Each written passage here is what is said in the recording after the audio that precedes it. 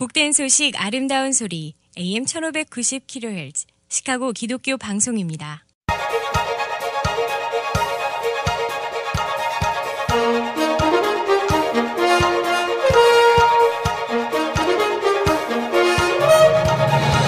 김정일 해설위원의 시사 해설.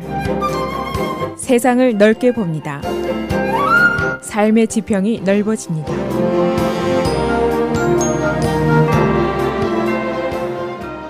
시사 해설입니다. 어제 중간선거 결과는 대부분이 예상했던 대로 민주당이 하원 다수당을 차지했고 공화당이 상원 다수당 수성에 성공을 했습니다. 일반적으로 중간선거의 성격이 집권당 그리고 대통령의 2년 국정에 대한 심판이다라고 한다면 이번 선거의 평결은 반반의 심판이라고 볼 수가 있습니다. 진보 보수 공화민주당의 양극화 현상이 심화되고 있는 가운데 트럼프의 혐오 분열의 메시지가 이번 선거의 특색입니다. 민주당 쪽에서는 좀 더 극적인 결과를 기대했겠지만 이번 블루 웨이브는 쓰나미 웨이브가 아니었다. 그러나 민주당 측에서는 이번 정치 바람이 블루 웨이브가 쓰나미 웨이브는 아니었을지라도 이것이 레인보우 웨이브였었다라고 긍정적인 성격 규정을 하고 있습니다. 다시 말하면 민주당 표에 더 많은 여성표, 젊은층 표, 소수계 표 등 다양한 지지가 있었고 이 다양성은 결국 미국의 미래가 될 것이다. 그런 생각입니다. 한편 일리노이 주의 블루 웨이브는 거의 쓰나미에 가깝다고 볼 수가 있습니다. 민주당의 J.B. 프리스커가 브루스 라우너에게 54대 39 큰 차이로 낙승을 거두었고 어토니 제너럴, 컨트롤러, 주 상원, 하원 모두 민주당 세력이 득세를 했습니다. 그리고 연방 하원 6지구 제14지구에서도 신예인 민주당 후보들이 모두 승리를 거두었습니다. 그래서 오늘은 어제 있었던 중간선거의 결과를 종합하고 그 의미 분석을 해보겠습니다. 먼저 연방 하원, 아직 개표가 완전히 끝나지 않은 상태지만은 민주당이 다수당의 기준인 218석을 무난히 차지했습니다. 23석을 추가하면 다수당이 되는 것인데 잘하면은 30석 추가도 가능할 것이다. 그런 기대를 하고 있습니다. 그리고 연방 상원, 지금 전체 공화당이 51석을 차지했습니다. 그러니까 다수당 기준인 50석을 이미 넘어섰습니다. 민주당은 지금 45석이 되어 있는데 나머지는 아직 개표가 진행 중입니다. 그리고 거버너 선거, 공화당이 25석, 민주당이 21석을 차지했습니다. 우선 하원의원 선거 전 민주당의 승리 요인은 폭넓고 다양한 표밭 조성에 성공한 것이다. 그렇게 자평을 하고 있습니다. 서버브 맘, 고등교육을 받은 여성들, 소수계, 그리고 젊은 층들이 대거 민주당 쪽으로 표를 주었습니다. 금년 선거에서 여성의 활약이 대단합니다.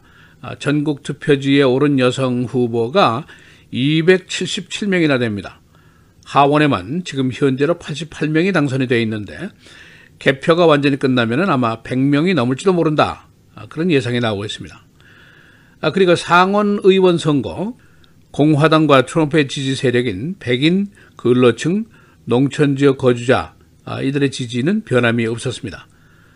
금년에 상원의원 3분의 1이 교체되는 선거인데 민주당 상원 현역 의원 중에 10명이 레드 스테이트, 트럼프 승리주에서 재선을 시도했습니다. 그래서 민주당은 당초부터 상원 다수당 차지가 어려울 것으로 예상을 했는데 그 예상이 맞았습니다.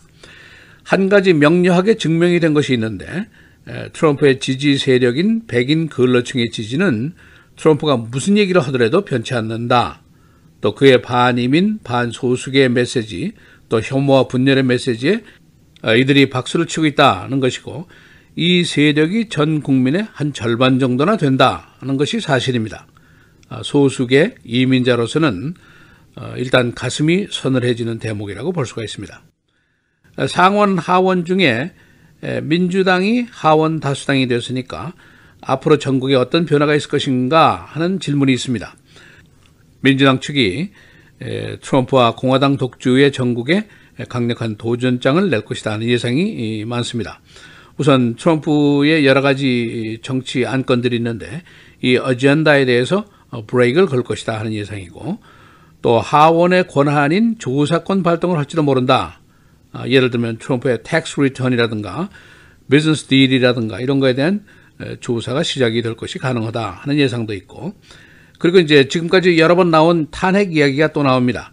이론상으로는 얼마든지 탄핵이 가능합니다. 그러나 정치적으로 이것이 이로운가 하는 계산이 더 있을 것이다 하는 예상입니다. 탄핵은 상원의 3분의 2의 찬성이 있어야 가능합니다. 자칫하면은 탄핵을 하지도 못하고 표심의 반발만 있을 수도 있다. 그런 가능성을 이제 보고 있는 것입니다.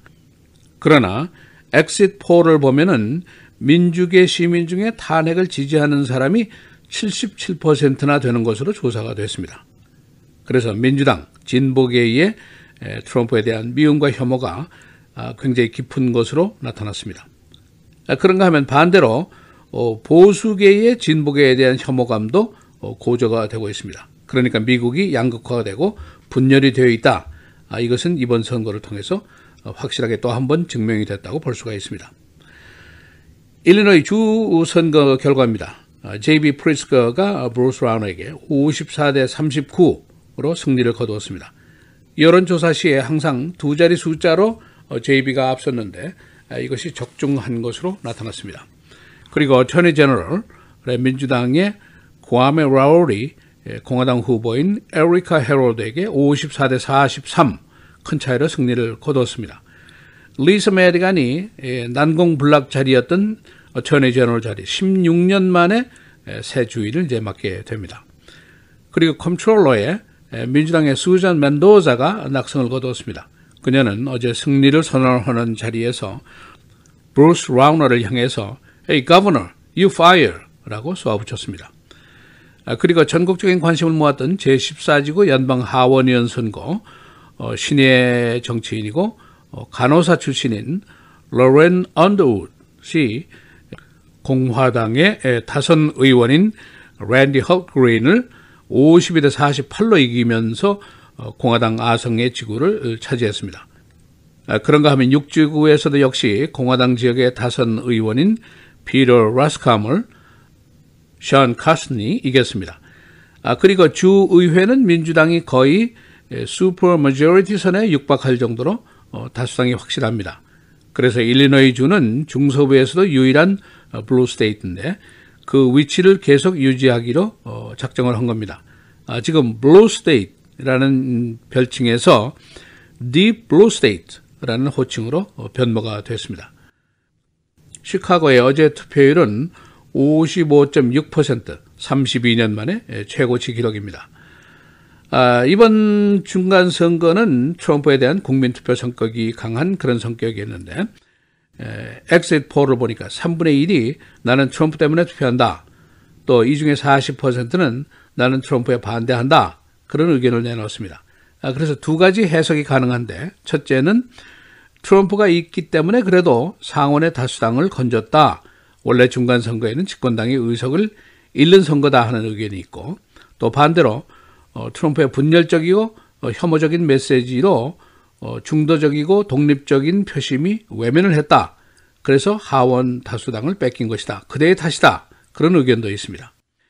트럼프의 막말이 크게 도를 넘었는데도 불구하고 그의 지지 세력이 변하지 않는 이유가 도대체 무엇이냐? 그런 의문이 있습니다. 한 언론은 민주당이 시원치 않기 때문이다 라고 진단을 하고 있습니다. 2014년, 16년, 18년 그대들의 정치 슬로건이 과연 무엇이냐 하는 질문을 하고 있습니다. Make America Great Again. 이만큼 현실적이고 명료한 슬로건이 과연 2020년에 나올 수 있을 것이냐? 이런 질문을 던지고 있습니다. 시사해설 김재일입니다.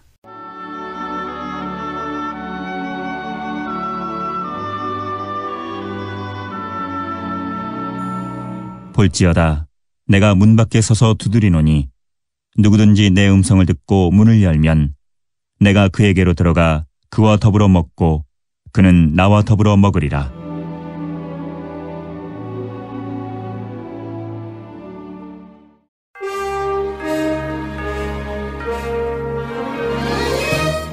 (11월 7일) 수요일 헤드라인 오늘의 주요 뉴스입니다. 어제 중간선거에서 상원은 공화당이, 하원은 민주당이 장악하면서 상하원 대결 구도가 형성됐습니다. 이번 선거에서는 임기 2년의 하원 전체 435석과 6년 임기인 상원 전체 100석 중 35석, 주지사 50명 중 36명을 새로 뽑았습니다. 현재 연방 하원은 민주당 222석, 공화당 199석을 차지해 민주당 5석, 연방 상원은 공화당 51석, 민주당 45석을 차지해 공화당 다수를 수성했습니다. 민주당이 하원을 장악하면서 낸시 펠로시 하원 의원은 2010년에 이어 다시 하원 의장 자리에 오를 것으로 예상됩니다. 한편 공화당은 상원에서 승리하면서 미치 매코넬 상원 공화당 원내대표는 트럼프 대통령의 신뢰를 얻을 전망입니다. 50개 주 중 36개 주 주지사를 뽑는 이번 선거에서 현재 미확정된 3개 주를 제외하고 33개 주의 개표가 마무리된 가운데 민주당은 공화당이 차지하고 있던 7개 주를 빼앗아 왔습니다. 이에 따라 3개 주를 뺀 47개 주의 주지사 당적 비율은 민주당 22, 공화당 25가 됐습니다. 특히 기대를 모았던 조지아주에서 공화당 브라이언 캠프는 민주당 흑인 여성 후보였던 민주당 스테이시 에이브람스를 50.5%대 48.6%로 누르고 조지아주 주지사에 당선됐습니다. 텍사스주 상원의원 선거에서도 공화당 테드 크루즈 현역 의원이 민주당 베토 오르크 후보를 누리면서 상원 수성에 힘을 보탰습니다. 일리노이주에서는 민주당 제이비 프리츠커가 현 주지사인 공화당 브루스 라우너를 54대 39표 차이로 누르고 거버너에 당선됐습니다. 이 밖에 주 검찰총장, 회계관, 총무처장 그리고 의회에서도 모두 민주당이 승리를 거뒀습니다. 어제 선거 결과 주의회에서 민주당이 상하원에서 모두 다수를 차지했습니다. 하원 의석은 71대 45로 민주당 다수, 그리고 상원은 38대 19로 역시 민주당이 다수입니다. 이로써 민주당 의회는 주지사의 거부권을 무효화할 수 있는 절대 다수선에 육박했습니다. 전국적인 관심을 끌었던 일리노이 연방 하원 의원 결전 지역에서 어제 신예 민주당 후보들이 모두 승리했습니다. 6지구에서 션 커스튼이 피터 라스콤에게 이겼고 14지구에서 로렌 언더우드가 랜디 헐트그린을 이겼습니다. 이로써 주내 연방 하원 의석은 18석 중 민주 13석, 공화 5석으로 바뀌었습니다. 연방 하원 역사상 최연소 의원이 탄생했습니다.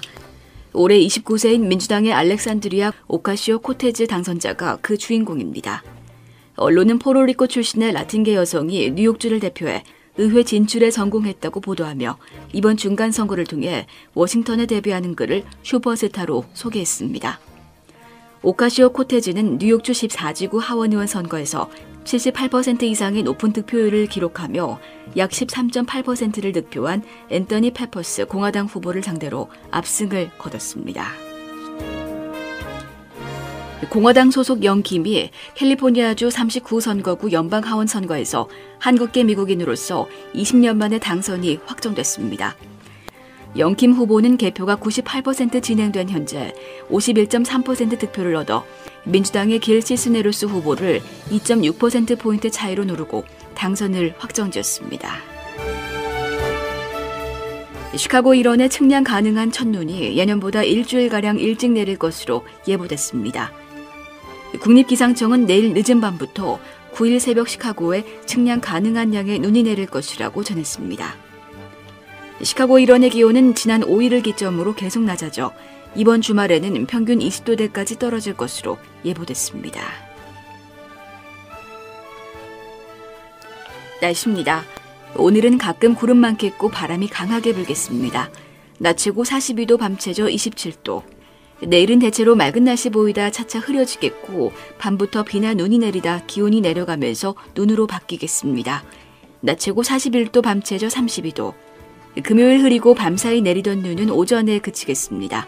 낮 최고 36도, 밤 최저 23도. 토요일 대체로 맑겠습니다. 낮 최고 33도, 밤 최저 25도입니다.